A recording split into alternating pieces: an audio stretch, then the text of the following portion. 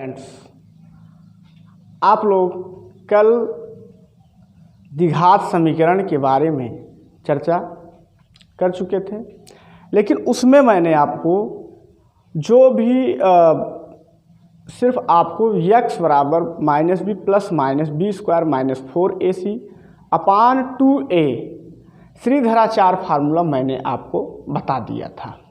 अब आज हम चर्चा करेंगे द्विघात समीकरण के मूल। मैंने भी आपको बताया था कि यदि द्विघात समीकरण दिए गए हैं तो इसके कितने मूल होंगे। इसके मूलों की संख्या जो होगी वो कितनी होगी, 2 होगी।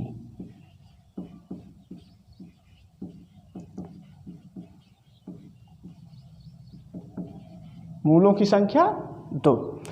अब मूलों के आधार पर ही हम आज क्या करेंगे, इसका गुणनखंड करना सीखेंगे। अब देखते हैं यहाँ पर, जैसे ए है आपका कोई इक्वेशन। ए जब टूटेगा कितने पार्टों में टूटेगा, कितने भागों में, 2 भागों में टूटेगा।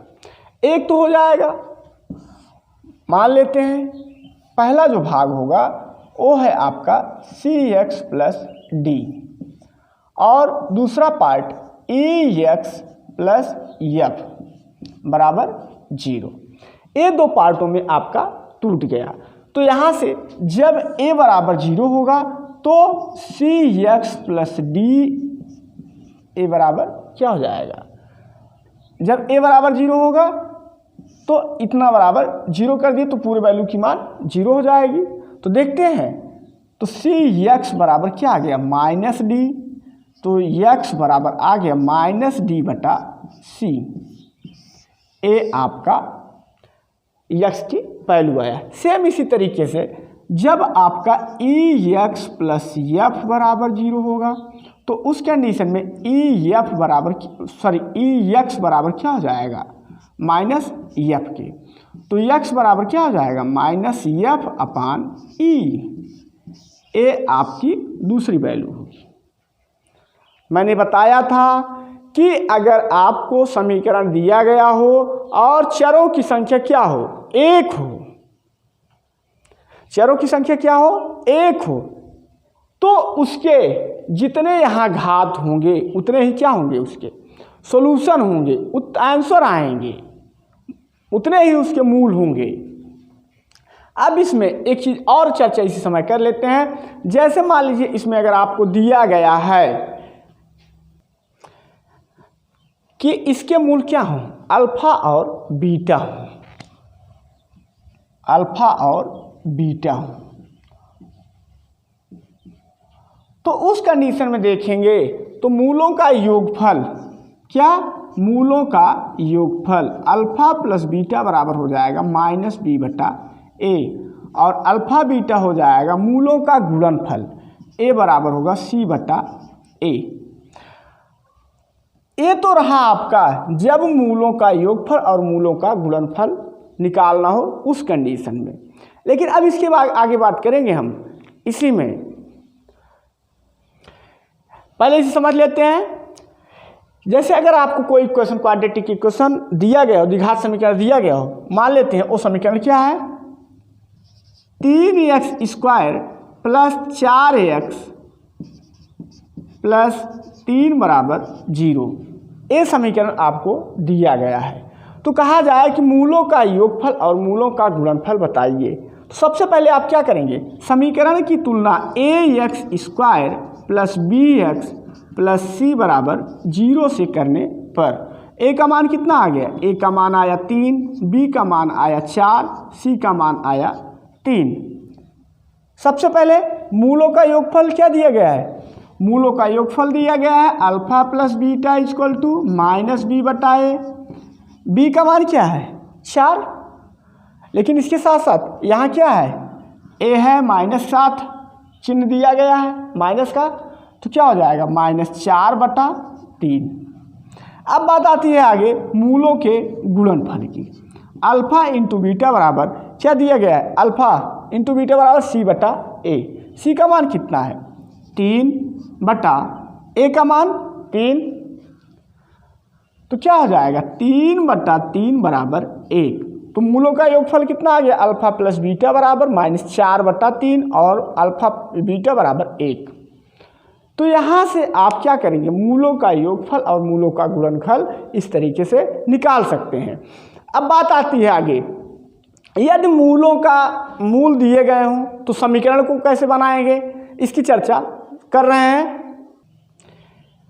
कहा गया कि यदि द्विघात समीकरण के मूल दिए गए हों तो समीकरण को कैसे बनाएंगे, यही बात।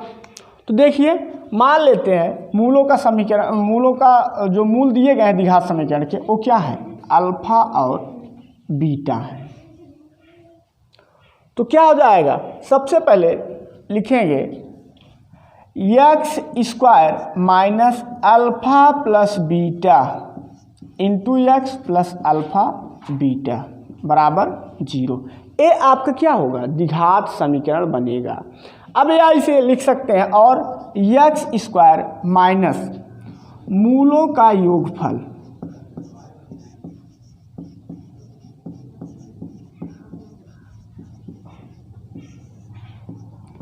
इंटू एक्स प्लस मूलों का गुणनफल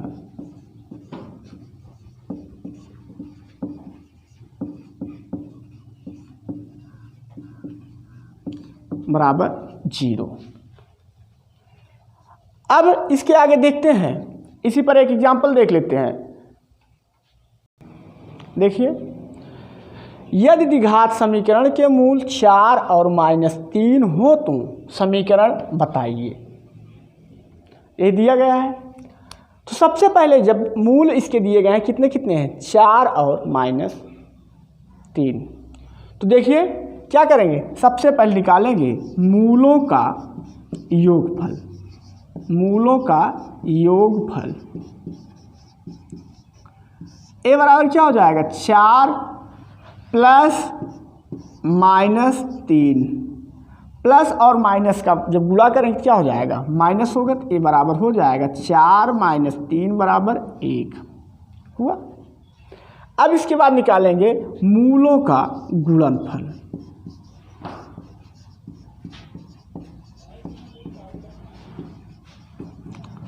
तो क्या हो जाएगा, हो जाएगा 4 × -3 बराबर -12। अब इसके बाद समीकरण को कैसे बनाएंगे, अभी मैंने बताया कि x² माइनस मूलों का योगफल इंटू एक्स प्लस मूलों का गुणनफल बराबर 0।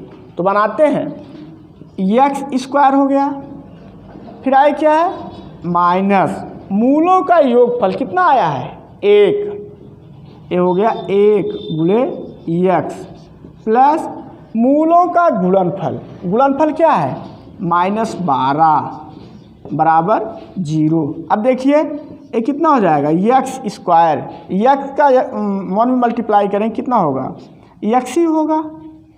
अब -12 ये है और ये प्लस है, प्लस माइनस माइनस, ये कितना हो गया, बराबर 0। इस तरीके से आप समीकरण बनाएंगे। कल मैंने और आपको एक चीज़ बताया था, जो x की वैल्यू निकालने के लिए द्विघात समीकरण अगर दिया गया होगा ax² plus bx plus c बराबर 0, तो इस कंडीशन मैंने बताया था कि x की वैल्यू क्या होती है, -b plus minus square root of b² -4ac/2a, यही था।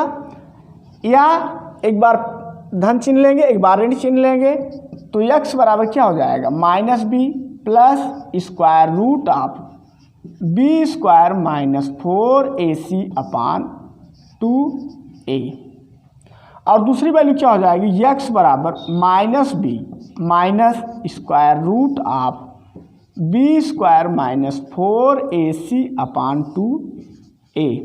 यही क्या होता है, ए आपका होता है इतना, या इन दोनों को मिला के यही बना हुआ है, तो ए कह सकते हैं, ए आपका क्या है, श्रीधराचार्य का सूत्र है।